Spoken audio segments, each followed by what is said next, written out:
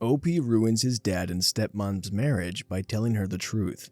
I am a 17-year-old male. When I was around 9, my dad, 39-year-old male, started seeing a friend of my mom's, cheated on my mom, they married, and they now have 3 kids together. My dad asked for custody and he was granted to have me on weekends. He seemed happy to have me and always tried to include me in everything, but it was kind of weird and frustrating. He even tried to make me call his wife Mom and went for full custody several times. Since being with his wife and making me accept his new family was more important than spending actual time with me alone, I stopped going to his house when I was 14. He tried to fight for full custody after my mom started dating my stepdad, a nice guy, but I told him to stop. The other reason why I stopped going, I never told my dad this one, is because his wife was so hostile towards me. My dad used to pay attention to me when I was there, so I think she didn't like it that way, and one day told me behind my dad's back that I was an obstacle to my dad's happiness, that I should just stay with my mom full time. Their anniversary was 5 days ago. I didn't want to go, but he called my mom to threaten that if I didn't go, he'd go to court. He took his 4 kids, including me, his wife, his parents, and his parents-in-law to celebrate at a nice restaurant.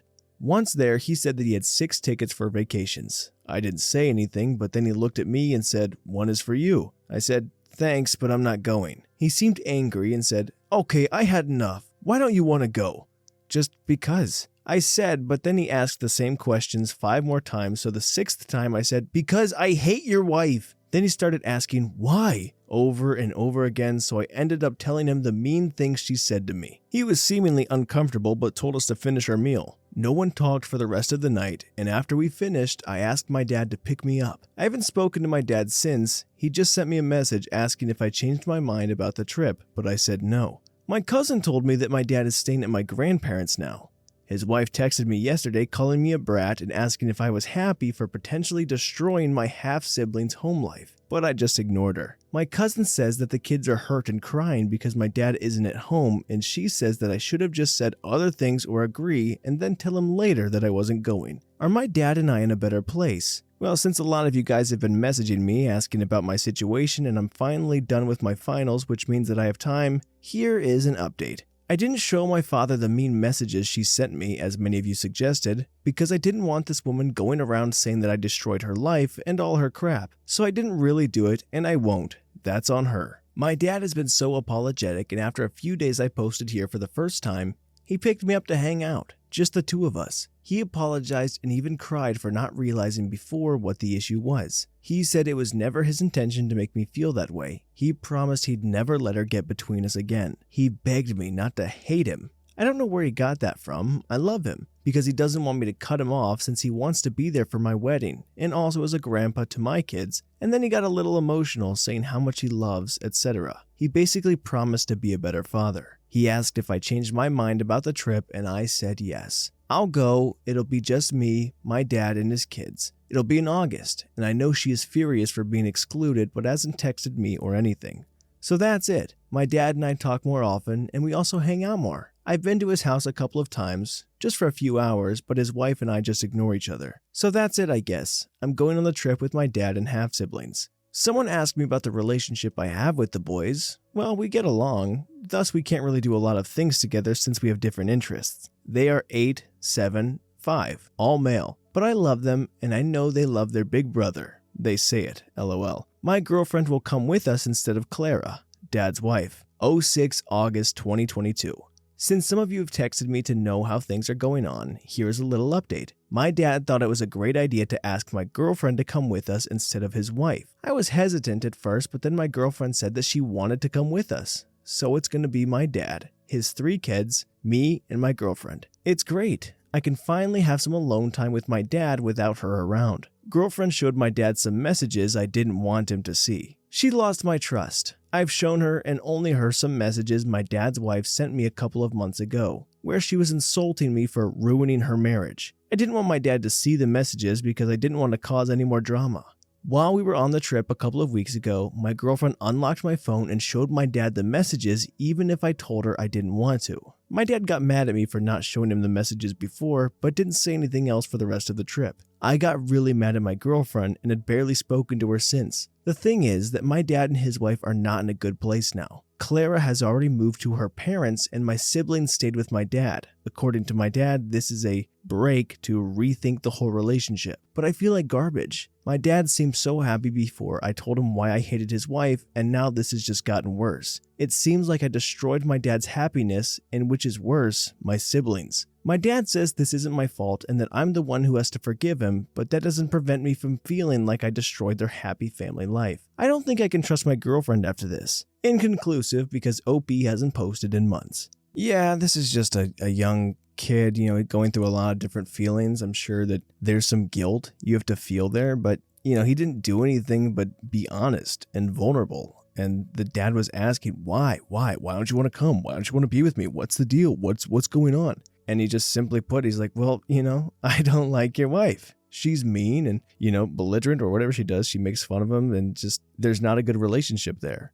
And I don't think a kid, as much as the wife tried to attack him and be like, why couldn't you say that in private? Why couldn't you do that elsewhere? Why did you do it in front of everybody? Like, his dad was pestering and asking, and he's, a young kid, he's just trying to get through life. He doesn't have the maturity to even think about that in that moment. So naturally, all he did was be honest, but there's a lot of guilt I'm sure he's feeling. No, he's not the butthole. He didn't do anything wrong for being honest at all, and he didn't try to be rude. He didn't try to be disrespectful in any way, so absolutely not. The girlfriend, though, very interesting because he confided in her to be like, hey, look, this is what that wife is showing me. Like, she's sending me all these mean things, but don't tell my dad. I don't want to make things worse. No, he already had a lot of guilt he was carrying, and the girlfriend was like, oh, okay, I understand. Hey, dad, come look at this, So I don't know what her motivation there was. Maybe she thought that she was helping him, like just ripping a Band-Aid off so he'd have to carry around less guilt or something. I don't know. But she definitely betrayed a little bit of that trust when you confide in somebody and then they just carry those little secrets elsewhere. But as far as the original idea of guilt and worry, is he the butthole? No, absolutely not.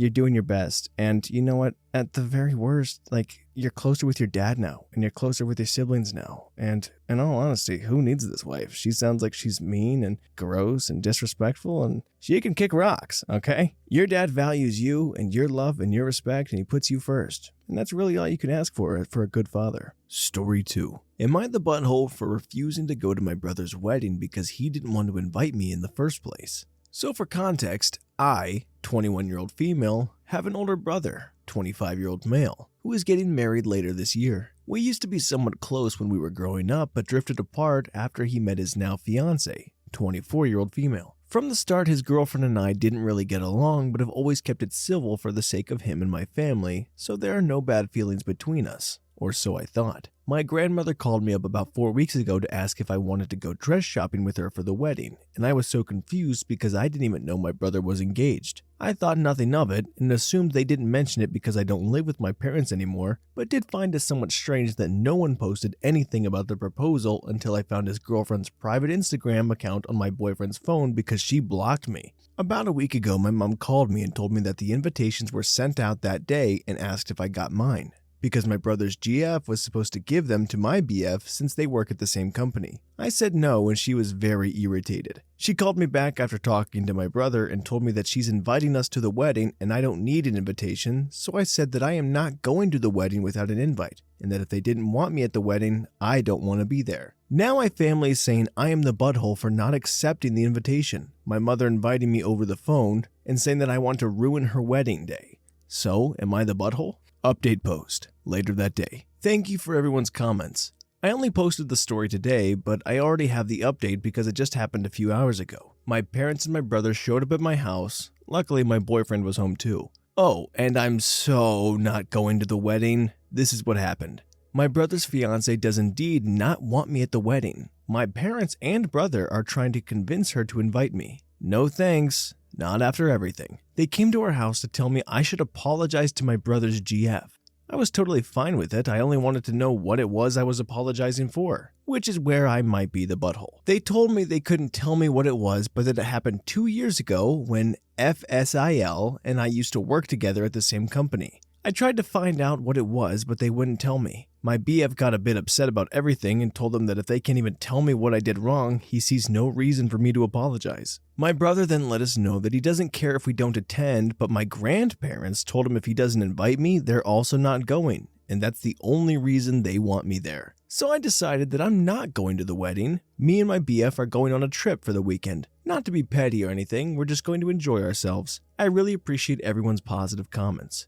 Relevant comments. Commenter. Maybe your parents will tell them what this horrible crime is you are allegedly guilty of committing. Personally, my curiosity would be having me plotting to find out what on earth it could be. It's likely absolutely nothing and completely stupid, but I would want to know. Did you happen to get promoted or get a position that she felt she deserved? Not at all, but I'm absolutely figuring out what it is just for my own peace of mind. But I'm not going to do anything further apart from telling my grandparents what happened, I think. OP to a second comment. I honestly don't. We worked together for maybe 8 months before I got an internship at another company, which was more in the field I'm going for. OP. When asked, was it an internship she wanted? Not at all. I'm in graphic design now and she's an accountant assistant or something like that. Commenter. When did you start dating your BF? Could she be mad you got together with him? Since you mentioned having been a coworker with her and he is currently, it makes me wonder if she had a crush on him or feels like you stole her friend or something. OP. I don't know, but it would be a little weird if that's the case because she started dating my brother 5 years before she met my boyfriend. Commenter. If you started dating your boyfriend around 2 years ago, I'd almost be certain it has something related to him that she is mad about. It would be more likely, in my opinion, if she had met your BF after she started dating your brother. She may have had a crush, but loves your brother so never acted on it. She may also have not wanted to break up with your brother unless she was certain she could get with your BF. It could also be more innocuous and she was just friends with him and feel like he stopped being close to her because of you. So is mad at you. It would make sense if everyone couldn't tell you what you did wrong because she wouldn't tell them she had a crush, or that they wouldn't tell you that she was mad you stole her friend from her because they think it would lead to more drama. OP. That actually makes so much sense. I didn't really think about it, but me and BF started dating about 2 years ago. Update post 2, 3 days later.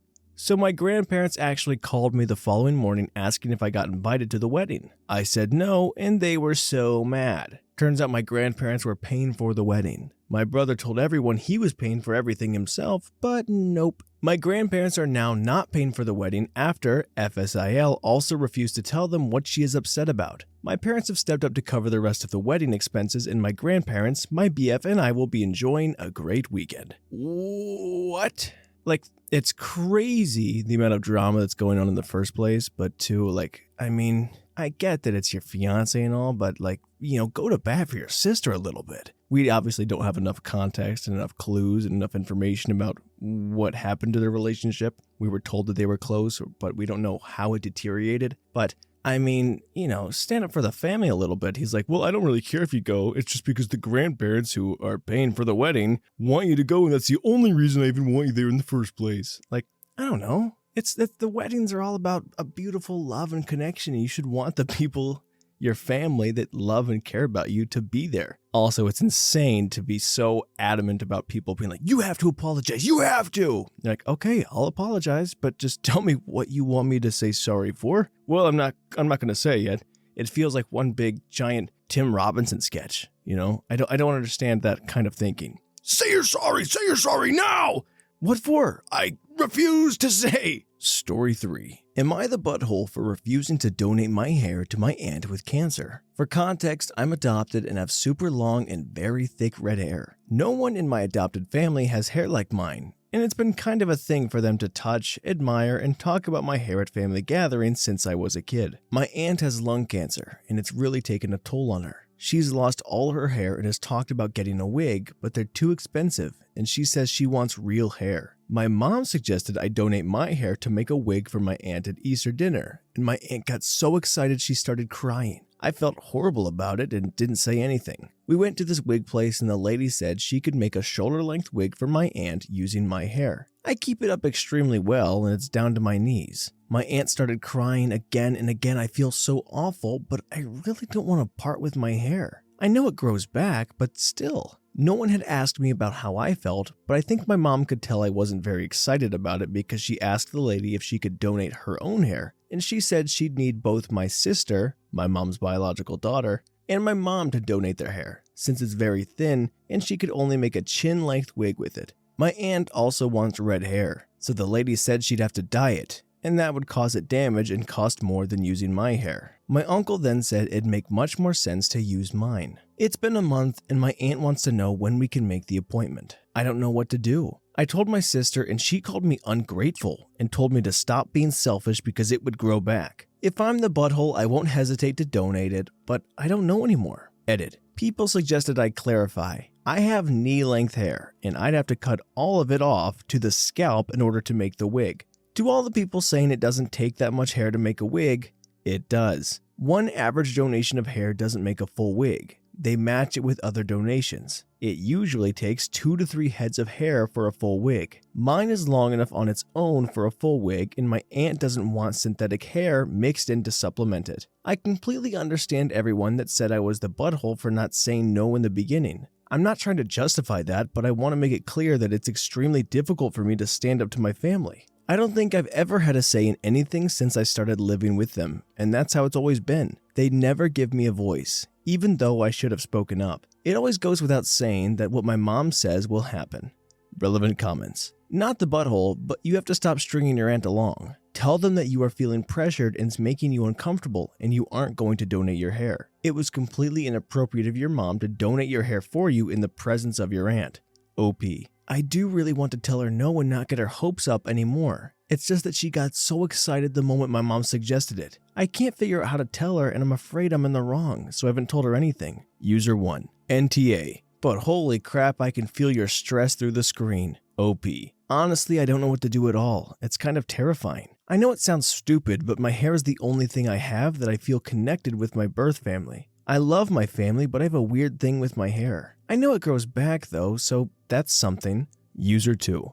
I also have natural red hair. It's extremely long, maybe not quite as much as yours, and I honestly started sweating just thinking about this. I get that it's a very selfless thing to do, but there are decent quality synthetic wigs that put no one in an awkward position. I consider my hair to be a vital part of my identity. It ties me to my gran as I've inherited the color from her. If anyone asks about me, their comment is always, "Oh, the girl with the long red hair." I think because so few people naturally have red hair, they don't realize how important it becomes to your own identity. And not gonna lie, folks are seriously weird about red hair. Not the butthole, I understand you completely. OP. Thank you so much for that comment. How old OP is. I turned 17 a few weeks ago. I was adopted when I was 7 and I don't really know why my parents gave me up or anything about them. So there's no contact until I turn 18. I am really grateful to my mother for adopting me and taking care of me, but I feel so awful about this situation. Update 2 days later. Thanks to everyone who commented and especially those who offered to help with sending me their wigs. I talked to my mom about it and she said, "We could have bought hair from anyone. This is special to your aunt because it's your hair."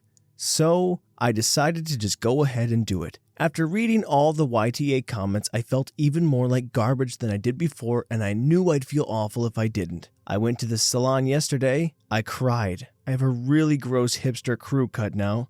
My aunt was so happy. They told her it wouldn't be ready for a few months, so she bought a blonde wig. She told us she's going to alternate between the blonde wig and my wig to match her outfits. I don't even care if this sounds selfish anymore because I did what they wanted.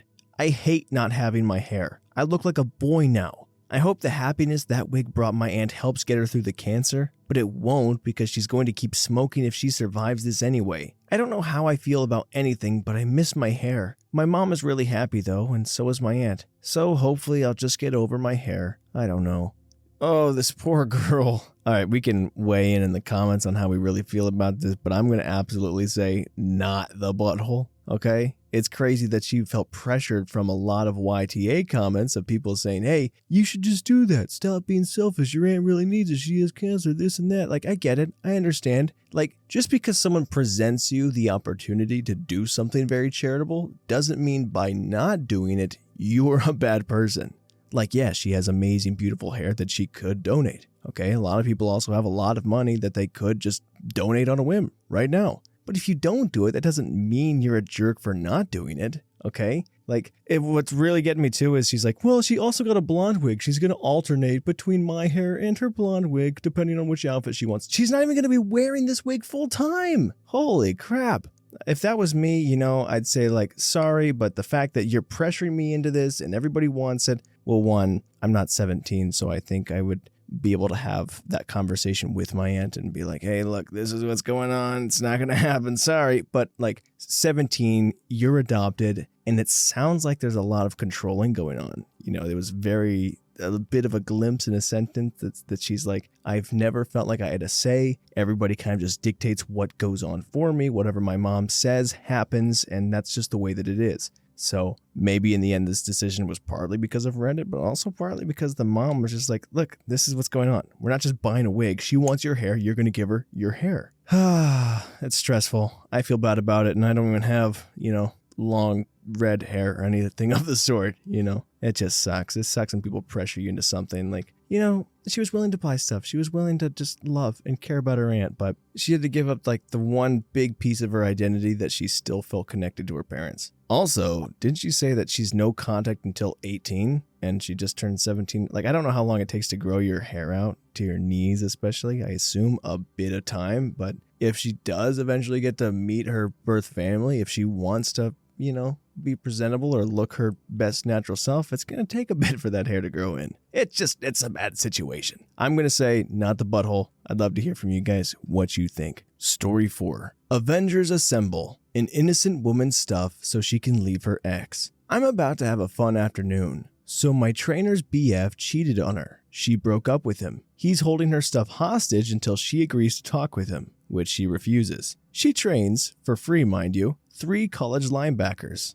a college wrestler, 2 martial artists, a bodybuilder, and wait for it, a Navy SEAL. We're gonna go get her crap for her. This should make for an interesting story. Update. So everyone who commented on this being like the Avengers, you were absolutely right. That's what all of us had in our heads as we were rolling over to the dude's house. But I'm very proud to say this ended without violence. Arrival. So the super friends all jumped into one of the linebackers' Explorer and headed over to dude's house. Okay, the squad. You all know me, but the other martial artist is a little wiry Hapkido guy. The linebackers are all giants. An estimated combined weight of I'd say 750 to 800 pounds. The wrestler looks like an escaped gorilla. Then the Navy SEAL looks like your average guy, but something about him is unsettling. Really unsettling. Unfortunately, the bodybuilder had to work. Anyway, we send the Hapkido guy and the wrestler to the door first, and dude answers. Screams at them and then slams the door in their face. Then the giant linebackers head over and they ring the doorbell again. Lo and behold, he was much more polite, but still denied access. Finally, me and the SEAL join the fray. I casually make my way towards the front of the group, but the SEAL decides to climb the banister. We all just turned and stared at him, completely shocked when dude answers the door.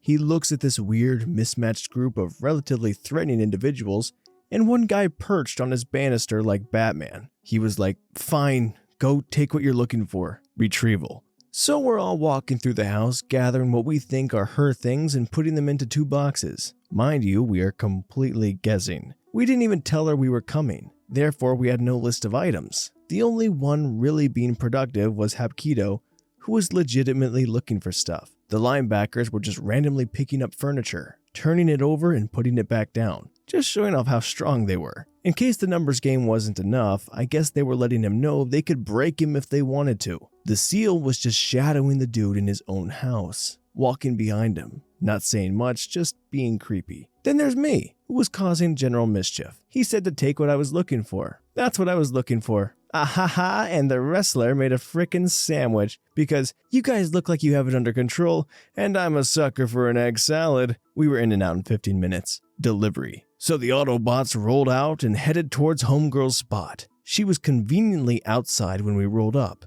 We got out and she was like, how do you all even know each other? The truth is, we don't. She sent us all an email once and didn't blind copy us all. She vented to all of us about dude holding onto her stuff and we started emailing and that was that. We told her that we went to see her ex. OMG, what did you say to him? Nothing. We're not messenger boys. We're delivery boys. And we gave her boxes of stuff. She went through the first box and said that most of her stuff. Then she got to my box and asked, what the heck is all that crap? So I explained that I took all the batteries out of his remote controls, his deodorant, the light bulbs out of his master closet, every pair of dress socks that I could find, the laces out of his running shoes, and all the toilet paper in the house. The guys just looked at me and kind of nodded like they were impressed. She then unexpectedly started crying and thanked us. So you have this group of meatheads all standing awkwardly with this weeping trainer. It was quiet for a second when the seal was like, "So, Chipotle?" And we all got burrito bowls.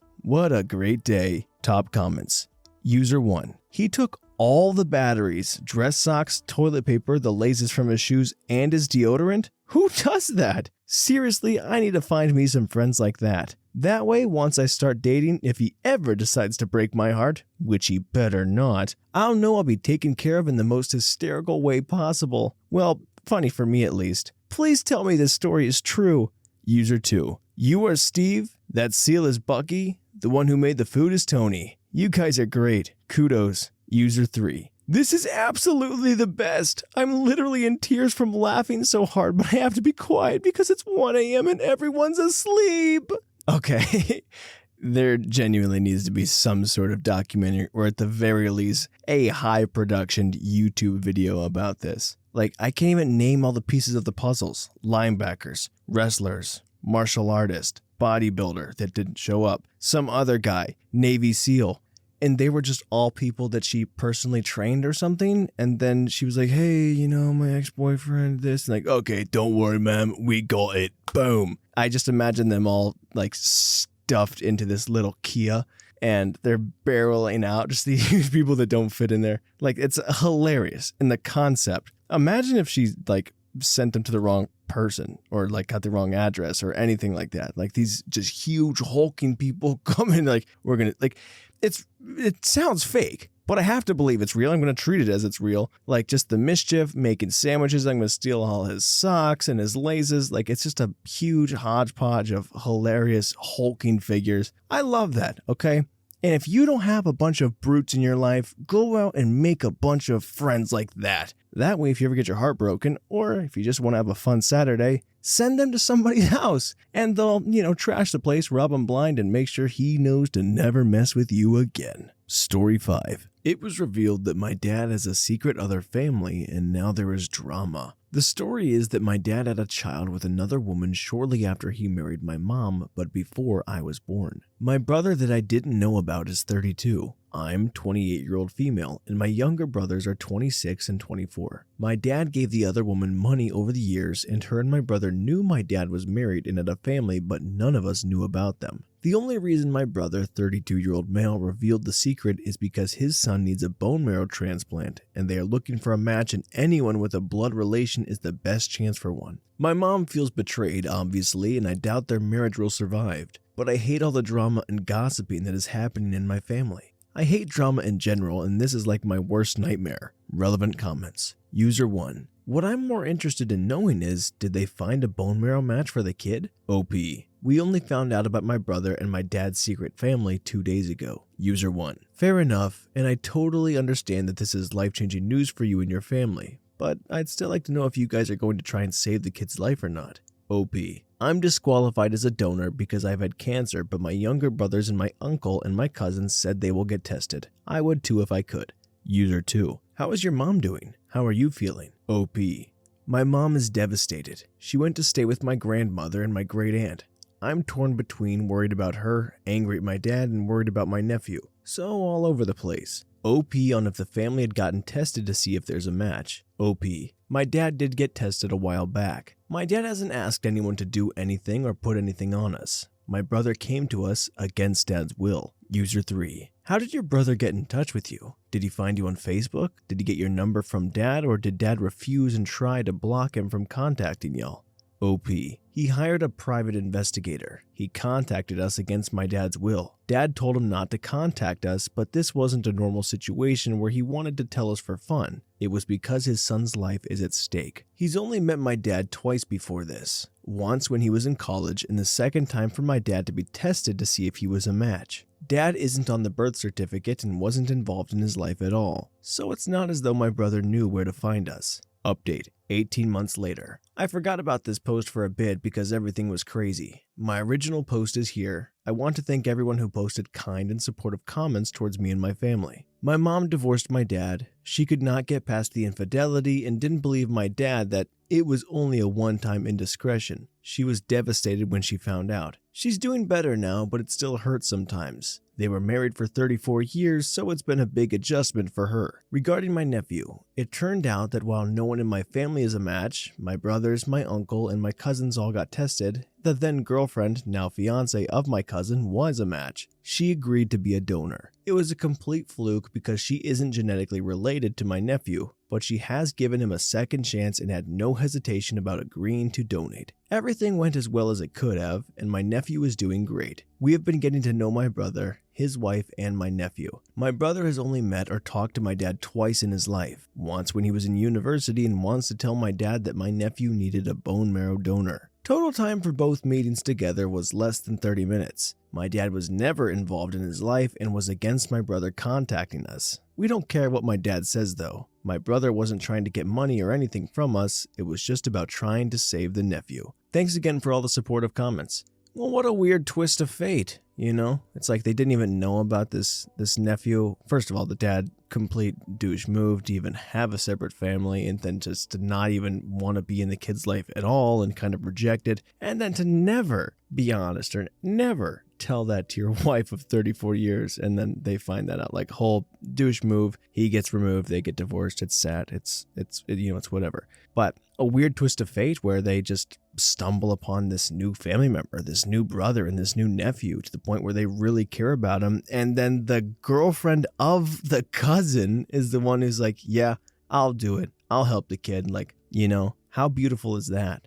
That this kid probably didn't know anything about this other family, you know, and all of a sudden these people are trying their best and getting tested to save his life. Like that, you know, for all the wrongs that the father did, it's cool that it did bring these new people together and they were able to save a life in the end. So, you know what? Bad dad, but good family. Story 6. New update. Am I the butthole for siding with my BIL after he used my brother's divorce against him? For some context and background, my 28-year-old female sister, 24-year-old female, has been dating her boyfriend, 36-year-old male, for 2 years. My brother, 38-year-old male, is newly divorced. He was married since he was 18 to his ex-wife, 38-year-old female. We don't really know why they divorced. It was sudden with his ex-wife who took their 2 kids and flew back to her hometown. After the divorce was finalized, my brother had to pay her a lot of money. I don't know the details as he's kept it under wraps, but my sister and I found it very weird. My sister's boyfriend is kind of known too. He's often in the media for political reasons. He and his organization are very activist driven. My parents and brother are super conservative and religious, so when they found out who he was, they didn't like him.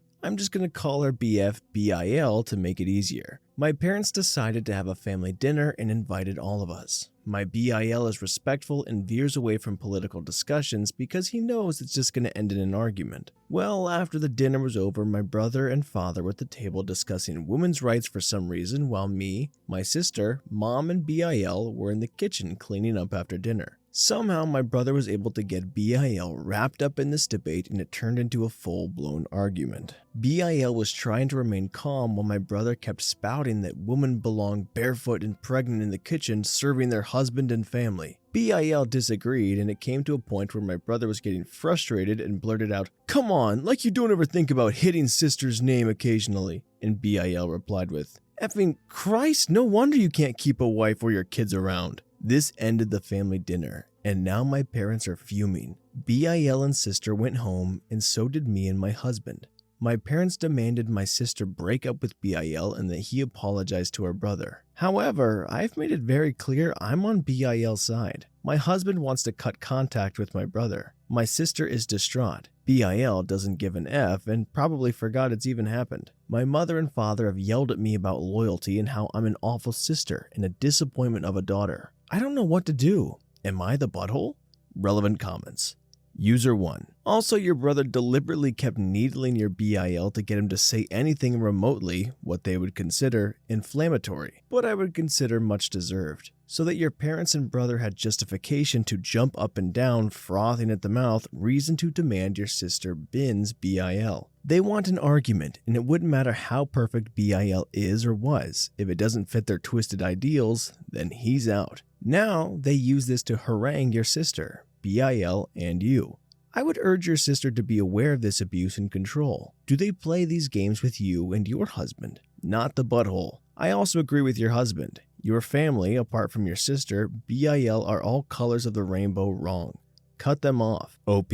To be honest, they don't care my husband and I's relationship. The reason they loathe BIL is because, like I mentioned, he's in the media quite often for things he and his organization are doing. My mom had Googled him, and the first thing that popped up was him just slamming Christianity and conservatives. So ever since then, they've been looking for every excuse in the book to get my sister to break up with him. I love him though. He treats my sister well and she's happy, so I can't complain about him. Update. I know it's soon for an update, but after posting and reading your guys' comments, I did decide to reach out to XSIL last night. I'm not going to go into detail, but a vague summary of it was there was a lot of physical and SA throughout their relationship. How she was able to get the kids was my brother signed away his parental rights as long as she didn't out him for the things he had done to her. She admitted she went to my parents a few years ago and they just told her God will lead her through this. My brother has taken to posting on Facebook about how my sister is a gold-digging loser and my BL is a freak of nature sent by Satan himself to ruin his life. Also threatened to send pictures of BIL with our family to news outlets and expose his personal life, and all BIL replied with was, I already get death threats, so you're just going to open the door to your family getting those same threats if you do that. To which my brother again posted on Facebook about how God is testing his patience. BIL sent my brother a lengthy text telling him to never come near my sister again and that he's disgusted by how he encouraged him to hit her and all that. My husband also sent him a text saying from here on out he doesn't want my brother near me or our daughter unless he's present because now he worries for our safety. Brother ran to my parents and my parents flew off the handle. They bombarded us with texts and calls about how we're crappy sisters and even crappier daughters, and now we're all uninvited from the Easter party. That's how my morning has been going. I'm exhausted. I'm sure there's going to be more to unfold and transpire, but that's what's happening now. ETA. Forgot to add, but my SIL is coming into town to stay with my husband and I so we can see the kids and her. I'm absolutely disgusted with my brother and parents. I will be going LC and possibly NC with them soon. Relevant comments. User 1. Oh no, not the Easter party! Sounds like you might have enough outcasts to have your own Easter party where no one needs to worry about anyone's safety. OP. Nobody even enjoys the Easter party, it's just a cluster F every single year. So I'm not too hurt about it. User 2. Edit. Glad sister is supporting partner. OP clarified sister's actions but leaving comment below for posterity. If I'm reading things correctly, I have issues with your sister here too. From what you've written, what is her role in all of this? Is she saying or doing anything or leaving it all up to her partner to deal with? That's her family treating her partner terribly and she should be just as protective of him as he is of her. She needs to find her spine and deal with her family. You don't subject your partner to the things her partner has had to endure with her family without fighting back with them. I would go, and have gone, ham, including blasting my brother publicly since he wants to play that game and cutting contact, on my family treating my friends and or partner like what I've just read. No, I'm sorry, I left out a few things because I don't want it to be lengthy. My sister is very protective of her boyfriend. One of the many reasons my parents don't like him is because they think he's turned her against them because she's so protective. And while they were debating that night, she was trying to get our brother to stop and kept trying to interfere, thus led to his comment of hitting her. My sister used to be very obedient, I guess, but ever since she started dating him, she's definitely grown a spine. Update 2.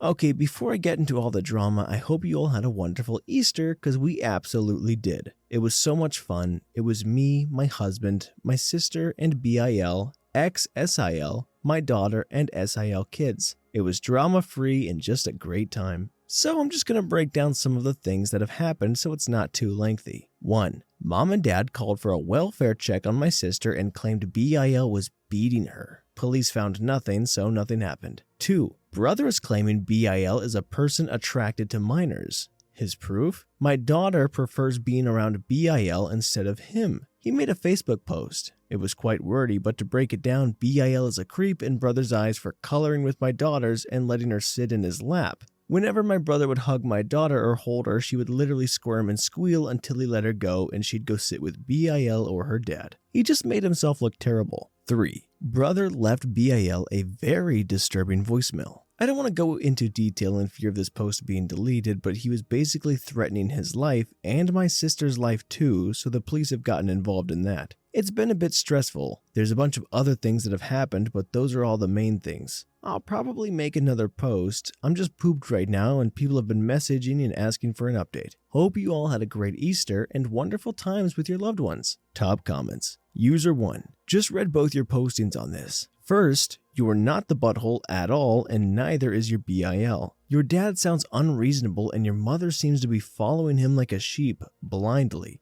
Your brother sounds like he is unraveling. Beware of a person with these leanings as they are unpredictable. Glad you were able to gather most of your family together today to enjoy a nice Easter. Hang in there and know that you are right on this matter. User 2. So clearly ex-wife left because your brother was a danger to her and the children. Your parents are creeps for protecting them. Good grief! So the brother, right, there's a lot of issues in this whole family about the brother and his ex-wife and the abuse and the beating and the, all of it, all the complaints. I don't know, we need so much more information about the dynamic, but clearly the brother is just messed up in so many sorts of ways, and I have no idea why the parents are taking his side over everything. They must have some very weird fundamental ideals that are so far off the track, and this brother is the only one who's really embracing him because he's like, oh yeah, you just get to beat and harass women. This is great. I love these freaking morals. And they're like, that's our golden child. That's the one. He follows it all. I have no understanding why they love him. Like they're cutting out everybody in favor of him and how he's treated his ex-wife and the kids, and he's threatening his sister at the same time, being like, I'll beat the brother, I'll beat you, I'll beat everybody. So, good on this new brother-in-law, the BIL that has come into town, and he's not challenging anybody, he's not provoking, he's not prodding, he's not doing anything but just trying to take care of their daughter and the sister and his girlfriend, and everybody is up in arms about it. I mean, at a certain point, yeah, you gotta look around at the bus, If you're the only person acting out on the bus, I don't know where this analogy's going. But, they're all at Easter having a great, loving time, and they're sitting together, upset, stewing and fuming and making angry Facebook posts. So, take a little self-reflection time and look at yourself and you guys and be like, maybe we're the problem. Maybe they're all happy and they love each other and they're great and grand and, being a family, and we're, eating spoiled mashed potatoes. So, I don't know. It sounds like this BIL is the greatest thing that's happened to this family in a long time because they've had some messed up freaking morals going on for a while. Story 7. A troubled slumber party leads to OP's son becoming sleepover maniacs. I'm not sure if this is bragging post or what, but I am both relieved and somewhat frustrated. I had hoped to host a sleepover for them, but now I'm worried. My sons, twins, 8, were invited to a slumber party sleepover for one of their classmates' 9th birthday. The parents of the birthday girl said they were having 10 kids over when I dropped them off, for a total of 11 8 to 9-year-olds. I complimented them on being brave to take so many, but they also have a 16-year-old who was helping out. I heard from a mom a bit ago that my sons were sleeping soundly, but they were the only ones who didn't ask her to call their parents and get picked up. She said nothing horrible happened, but once bedtime rolled around at 9 p.m., the other kids in 1s or 2s broke down crying and wanted to go home. She was a little stressed and asked if it was okay if my boys stayed since they were already asleep, and they still had a birthday breakfast planned. She said she was hoping the other parents would bring their kiddos back over for breakfast since it was supposed to be part of the party, and they had a whole bunch of toppings and pancake stuff for the morning. She's worried her daughter will feel her birthday was ruined by everyone going home, and I tried to comfort her as best I could for a phone call. I hope kiddos come back, but if not, my sons will have entirely too many pancakes and hopefully the birthday girl will feel happy to have friends there in the morning. I'm wondering if it's just because my sons are twins and have each other for comfort that they also didn't panic and want to go home. They've also had sleepovers at cousins and grandma's before, so I'm sure that helped. Like I said, I'm now worried about the mental plan to host a slumber party for them. What if no one stays the night? How have your kiddos done on sleepovers at 8 to 9? My sons were the only ones who stayed for the slumber party.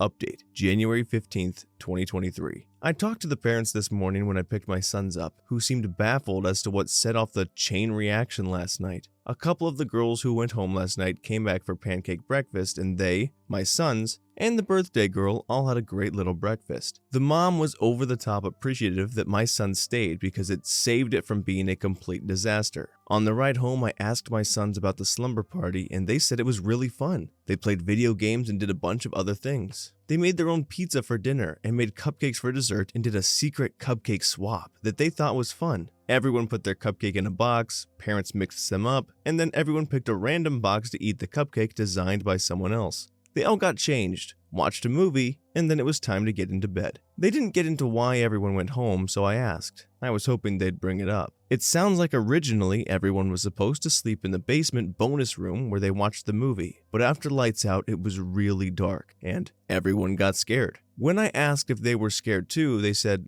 a little, but only because everyone else was. They didn't get into why everyone went home, so after 4 kids went home, the parents tried to move everyone up to the birthday girl's bedroom where it was more comfortable, which my son said was really annoying because they were almost asleep. While moving upstairs, everyone else wanted to go home too, but they wanted to stay because they were really tired and just wanted to go to sleep. When I asked if the birthday girl was upset by everyone leaving, they said, not really, she just wanted to sleep too. In any case, they insist they had a really good time and really want to do more slumber parties. I'm still on the fence about doing a slumber party birthday for their 9th, given how many went home from the one they attended last night. But I also feel like we could handle bedtime better and make it less scary than it sounds like it was over there. Maybe keep it smaller too, since I think 10 would be too many for me. Probably invite the girl whose party they attended, it would be rude not to, and maybe 3 to 5 others max depending on who they want to come. I'm still on the fence, like I said, but if it's what they want to do, I'll probably end up relenting. Thanks to the people who responded to my thread last night. I upvoted everyone but didn't respond. Slumber party is on for the twin son's 9th birthday. Advice on putting one together? Previous post. My sons attended a classmate's birthday party slumber party and had a blast themselves. But most of the other kids ended up going home and the birthday girl's parents were anxious about it.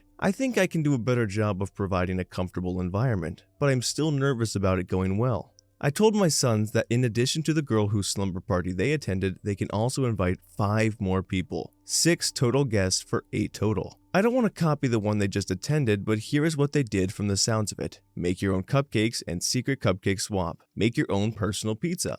Movie night. Birthday pancake bar in the morning. At our house, we have a hot tub, which my sons enjoy and like having friends over in, but they get bored in like half an hour with it. A Nintendo Switch and will likely want to do some games on. TV room with movie capability. Backyard, but it's not warm out. Oregon. I was thinking, my sons are asking for Nerf guns for their birthday. They've never had them before. I could let the families know that there will be a backyard Nerf battle and give the boys 4 guns each as their main gift, with the understanding that they are for the party, but they get to keep them after, rather than saying they are for you, but you have to share, because phrasing is everything. We could do 4 p.m. arrival and Nintendo games, so people can just join as they arrive. 5 p.m. make your own pizza, same as before, but a good idea. 5:45 p.m. Nerf war in the backyard.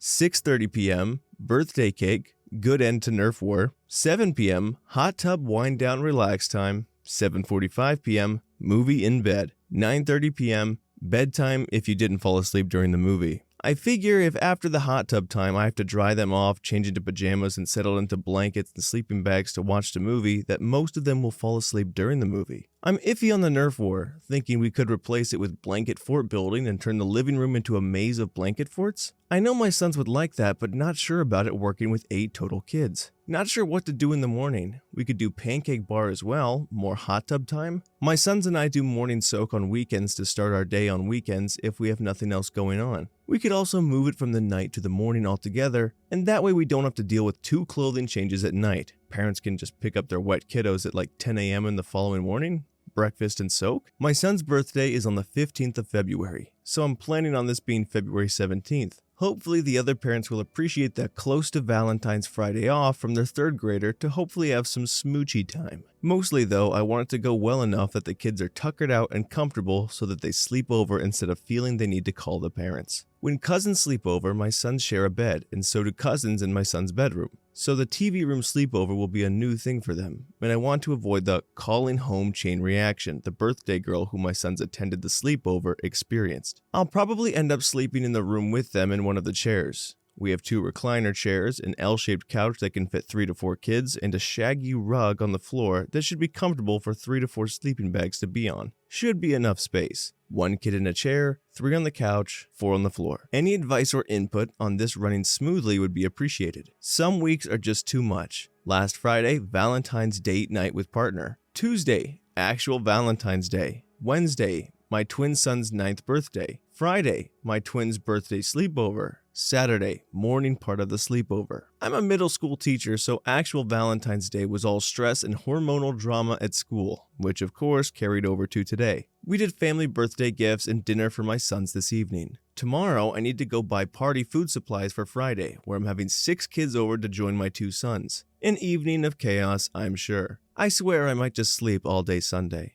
Best birthday ever. Feeling elated and relieved after my twin's birthday slumber party. One of my sons said it was the best birthday ever, and the other twin echoed, "Yeah, best ever, Mom." The slumber party was an insane amount of energy expanded on our part, but worth it. A bit over a month ago, my sons attended a slumber party for a friend's 9th birthday, and I was hesitant and worried because they were the only 2 who didn't call to go home early. But they really wanted one, so we went ahead with it. They invited 6 friends over, and it was a lot of energy between the 8 of them. The schedule ended up being a lot more free-form than I expected, with them spending much more time doing a Mario Kart and Smash Bros tournament than we had planned on. But they still had their Nerf gun battles in the backyard. So many darts. We'll be finding them until we move out. And the kids got to make their own pizza and have a birthday cake. The kids pushed the planned hot tub time and movie for extra game time, then settled in and watched some YouTube win-fail compilations while eating popcorn for a bit before getting ready for bed. Then they built pillow forts and settled in dim lights to chat, listen to soft music, and fall asleep in a giant pile in the bonus room under all their fort construction stuff. One of the girls ended up calling to go home after not being able to fall asleep. She was one of the ones who called to go home at the birthday slumber party my sons attended a month ago too, so we weren't shocked. But the other 5 stayed and got a good night's sleep. In the morning, the kids had pancakes, swapped into bathing suits straight from pajamas, and did the hot tub time they put off the night before.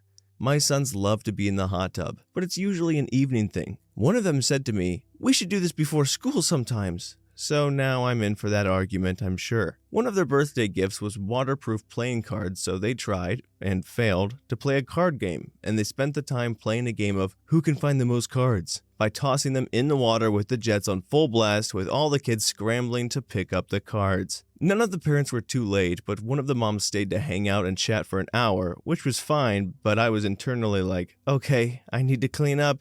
You can go now, while remaining polite. Her daughter was enjoying playing more video games with my kids though, so it was fine. But I'm not a great get out of my house person. I just don't know how to do it without feeling like a jerk. All in all, huge win of a 9th birthday for my twins. It was a lot of energy, so I'm glad I got an extra day off tomorrow. But so worth it. My boys are 9 now, getting older so fast. Sleepover madness. My sons are addicted. A few months back, my twins went to their friend's birthday slumber party and stayed the night. It was her 9th birthday, but they were still 8. They pretty much demanded that their 9th birthday party be a slumber party, and it was great then. They've wanted a sleepover or slumber party every weekend. Not that they get one every weekend, but they want one. Right now, they are back over at the original birthday girl's house with one other girl also staying the night, and we're so excited to go. A small 4-person sleepover. They were talking about it all week and started packing as soon as they got home today, deliberating what toys and stuffies to bring, what pajamas they wanted to wear. They were geeked up about it. It was cute, like tonight was Christmas or Halloween or something. Could barely contain their excitement. My friends, I've created a couple of sleepover addicts. Not that I'm complaining, a night of no bedtime routines and TV shows that aren't animated. I'm sure this is more of a parents of Reddit kind of story. Most people listening probably aren't that interested. But let's empathize a little bit and let's put ourselves in their shoes. Okay, so her kids went to this party and they thought it was great, but everyone went home. And now they wanted a party and she also didn't want to throw a disaster. Now, it feels a little bit competitive in a way that she's like, oh, well, that party bombed. I got to make sure that mine also goes well. Because the daughter of that party seemed like she was totally fine. She's like, yeah, people went home, but it was great because a couple people stayed. Like, so clearly the worry wasn't necessarily that her kids would have a bad time, but it felt a little like, I got to show somebody up. Like, I need this birthday slumber party to be even better than yours. Especially we went through the detail. We went through the whole itinerary of like, could we do the pancake bar even though, they did the pancake bar? Like, is it fine if we steal that and we could take the pizza? Like, we can do, trying to take ideas from them that they also thought was fun and, not supposed to be too competitive. But I'm sure there is a little bit of that when it comes to your kids and you want to be the best parents on the block and you want to throw the best parties. So if I'm trying to put myself in their shoes, I can understand that. A little bit, petty, but I get it, right? It's your kids and you want to have the grandiose, the greatest. Like, you always want to get your kids the best gifts and take them on the best trips and be the best parents, So it sounds like she did that. She definitely accomplished what she set out to do. It was very competitive, but, most of the kids stayed, only one left. So pretty good ratio and lots of hot tub time. I don't know about you, but I was never allowed in the hot tub at freaking 8 years old. Everybody kept saying I was going to die or it was so dangerous, but these kids are living life to the fullest. And man, honestly, the party sounds awesome. And I'm saying this as somebody in their 20s. I don't care if it's for an 8 or 9 year old. Like, this is something that I would like to do with my friends. Like, we get to have Nerf guns and then play video games and chill in the hot tub and then eat pancakes and pizza. This rules. So if you're looking for a good party idea, don't even write in the age, okay? And you better hope that your freaking friends stay the night. But, take your itinerary list. I think that's a banger of a party. Story 8. Am I the butthole for not coming to terms with the fact that my wife cheated on me 14 years ago before our marriage? New update. I, 35-year-old male, am married to my wife, 37-year-old female, for 11 years and together for 14. We have a beautiful 7-year-old daughter and our marriage has been great without any major problems until last year. Last year I learned that my wife cheated on me before our marriage. One of her friends became religious and confessed her actions to me, which had me confront my wife. She was shocked that I learned it and apologized profusely about her actions. However, she said it's not something important now because we have been going strong and have a family together. She told me I should come to terms with it since it happened 4 months into being exclusive and she was a stupid girl out of college back then. My mind told me the same. It happened 14 years ago and we are happy right now. I decided to forgive her and continue our usual life. Reality was not that great. My mental took a big hit. I realized it's not something that happened 14 years ago for me. The cheating happened for me when my wife confirmed it. I was less confident, could not have relations with my wife. I could not get up and running for her. This turned into feeling disgusted being around her. I even took a DNA and STD test secretly. Thankfully, our daughter is mine and I'm clear of STD. Then a year of intense individual therapy started for me. I realized I needed to change somehow. I was not the same person I used to be. I also communicated my feelings to my wife, and after pushing a bit, we started going to couples counseling too. However, at the end of everything, I decided to proceed with divorce. Here are my reasonings. She not only cheated back then, but lied to me for 14 years. She did not confess the action herself. Even though she apologized, she dismissed the fact by saying it's not important anymore. Young me was robbed of having a choice. Cheating was, and still is, one of the biggest deal breakers for me. If I knew back then, I would have broke it off. I am happy with my life, and I am glad that our daughter came to the world. She is a light that shines the brightest for me. One of the biggest reasons I keep living, but I was still robbed of a choice back then. IC and MC could not fix our problems and my feelings towards her. It also started affecting our family life, which could affect our daughter. I think our daughter would be better off having us as co-parents instead of living in a broken family environment where consistent arguments are present.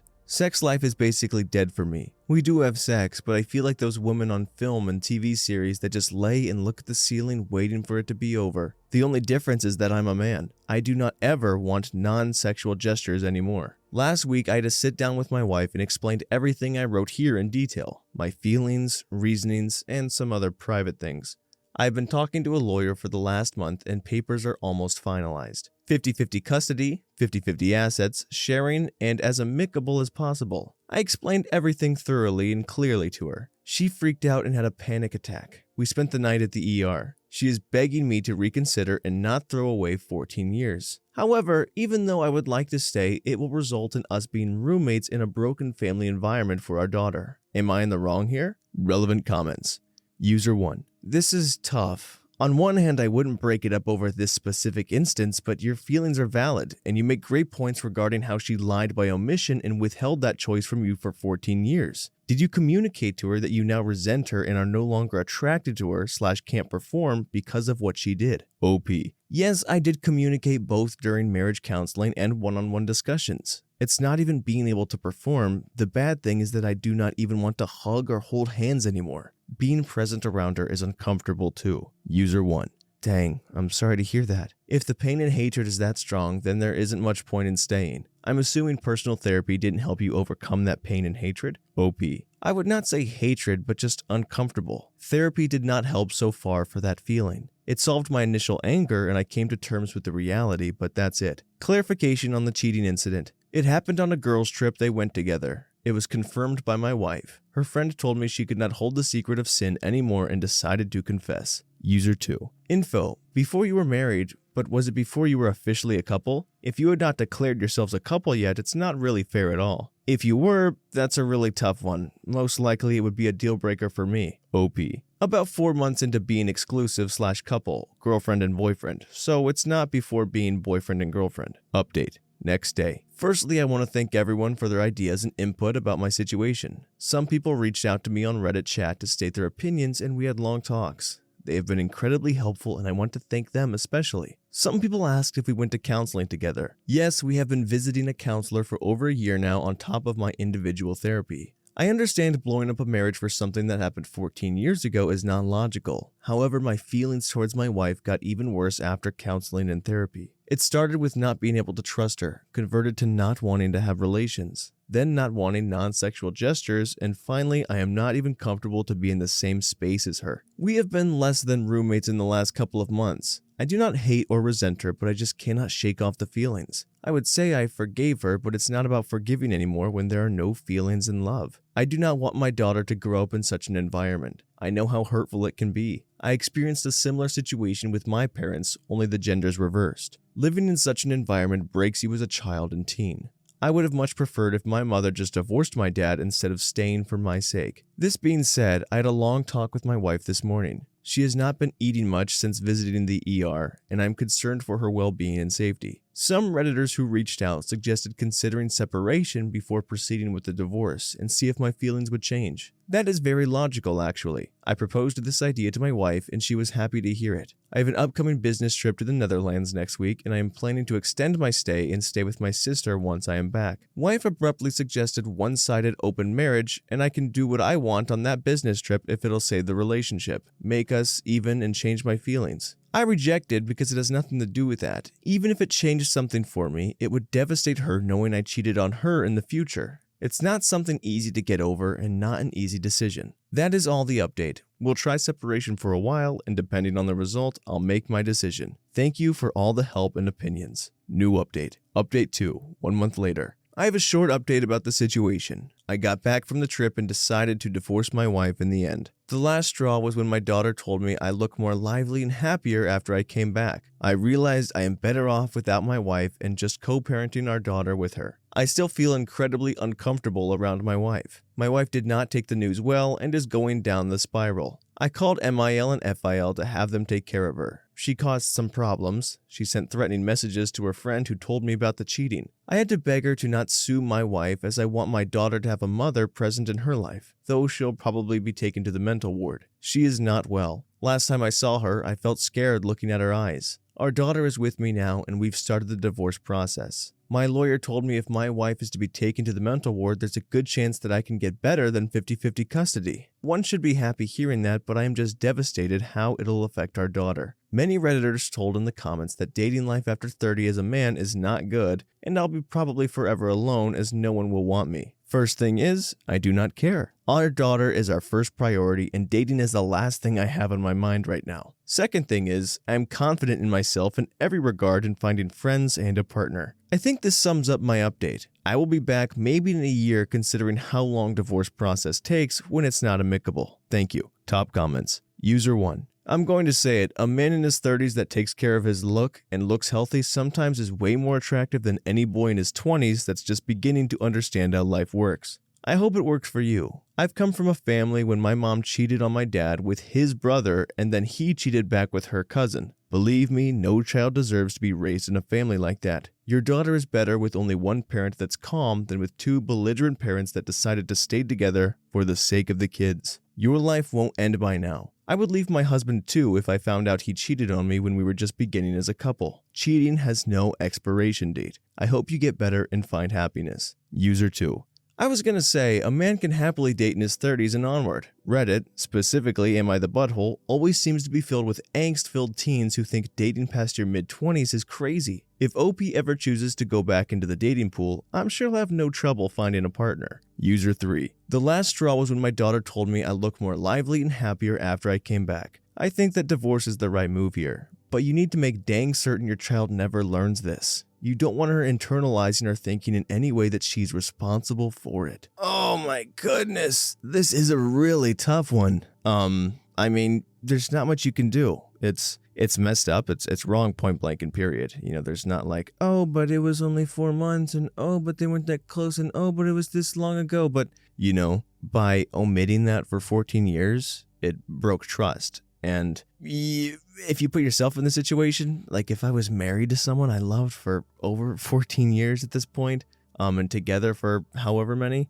like I feel like there'd be so much love and compassion that I would be able to forgive, but he tried. He went to counseling. He went to counseling with her, and just, he could not shake it. Like the feeling of trust, and sometimes if it's broken, and there's nothing you can do to get it back. And it just kind of sucks, honestly. Like, you know, she made a mistake way back when in her early 20s, and, you know, she clearly loves him because she's going psychotic, just like wanting to be with him still, like back when she was friggin' 22 and now they're in their late 30s. And it sucks. Those things haunt you. And throughout her 20s, she didn't have the wisdom or the maturity to try and confess that at any point and then just let it fester. And maybe if there was a more open discussion back then, there was a chance, but, you know, you need to be honest. And maybe even then, if she was the one that brought it to light, that there would have been some chance, but it felt like it was still a lie. It felt like it was still a secret. It was still something in the dark that someone else brought to him. So he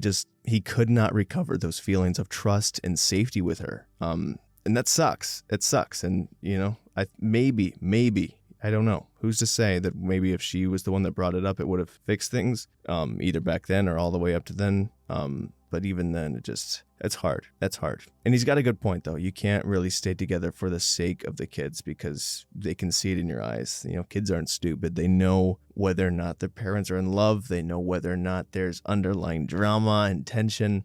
That last comment is also very, very true. Don't ever let the kid know that it was like, hey, you look happier today, or else she'll feel like that's the reason that her parents went away in the first place. But very tough spot. I would like to believe if I was in there, I'd be able to forgive. But, you know, again, he tried it. So I don't know. You try and put yourself in those shoes and wonder if maybe you could get through it. But I don't think so. I don't know. I hope to never be in that situation, honestly. And, you know, I'm sorry for the guy. And I hope that anyone else in that situation does their best to work through it. And that's all you can really do. Especially when the wife clearly does love him still. But, you know, definitely screw it up. Yeah. So if you're in a situation like that, I wish you the best of luck. And if it doesn't work out, you know, all you can do is try your best. If it doesn't, move on, find new peace, and make sure your kids have the best life possible, but also that you are happy. This was a bit long-winded of me saying the same thing.